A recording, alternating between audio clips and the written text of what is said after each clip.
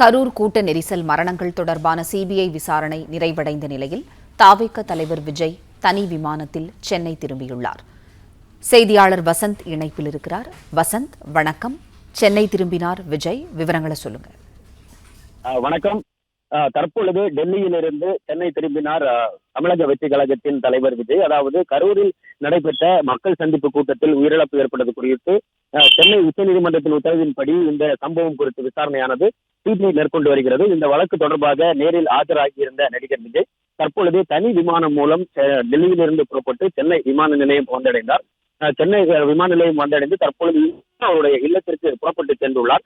இந்த சம்மனை ஏற்று டெல்லியில் உள்ள விசாரணை தலைமையகத்தில் ஆஜராகி விளக்கம் கொடுத்திருந்தார். மீண்டும் தற்பொழுது சென்னை திரும்பியுள்ளார். இரண்டாவது முறையாக இந்த சம்மன் அடிப்படையில் விசாரணைக்கு சென்ற அவர் டெல்லியில் நேற்று சென்னையிலிருந்து புறப்பட்டு டெல்லி சென்றிருந்தார். டெல்லியில் இந்த காலை துவங்கிய விசாரணையில் அவர் சம்மன் அடிப்படையில் ஆஜராகி அதற்கான விளக்கங்களை அளித்துவிட்டு தற்பொழுது தனி விமானம் மூலம் டெல்லியில் இருந்து புறப்பட்டு சென்னை விமான நிலையம் வந்தடைந்துள்ளார். அவருடன் காவல்துறை நிர்வாகிகள் நிர்மல்குமார் உள்ளிட்டோரும் இந்த தனி விமானத்தில் வருகை தந்திருந்தனர். அவர்கள் அனைவரும் தற்பொழுது சென்னை விமான நிலையத்தில் இருந்து நீலாங்கரை அவரது இல்லம் நோக்கி புறப்பட்டு சென்றுள்ளனர்.